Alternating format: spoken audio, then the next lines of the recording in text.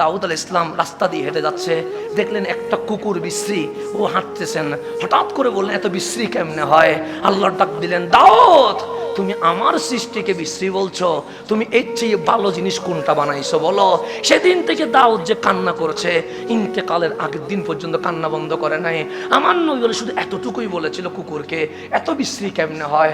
আল্লাহ ডাক দিয়েছেন, দাউদ তুমি আমার সৃষ্টিকে বিশ্রী বললা, এর চেয়ে সুন্দর জিনিস কি বানাইছো আমারে দেখাও।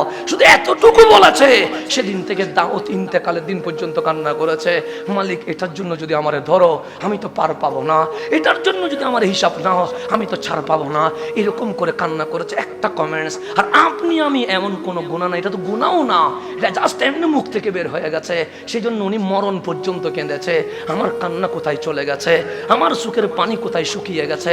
আল্লাহ বলে ভূমিকম্প দেওয়ার পরেও তো চোখের পানি বের হয় না, আমি করোনা ভাইরাস দেওয়ার পরেও তো চোখের পানি বের হয় না, আমি অশান্ত করার পরেও তো চোখের পানি বের হয় না। হযরতে মাওলা আলী বলছে, তোমার কাছে যখন ভূমিকম্পের নিদর্শন বারবার আসবে, মনে রেখিও 2-3 বার যখন সিগন্যাল আসছে, এটা বেশি দিন নাই, এটা জেজ জবর করে ফেলবে। আলী বাঁচবো কেমনে? সে একটা উপায় আছে, তওবা করে মালিকের দরবারে ফিরলে বাঁচতে পারবা। আর যদি তওবা না করে, আজকে না হয় কালকে আপনাকে আমাকে জমিনের ভিতরে ভূমিকম্পে চলে যেতে হবে।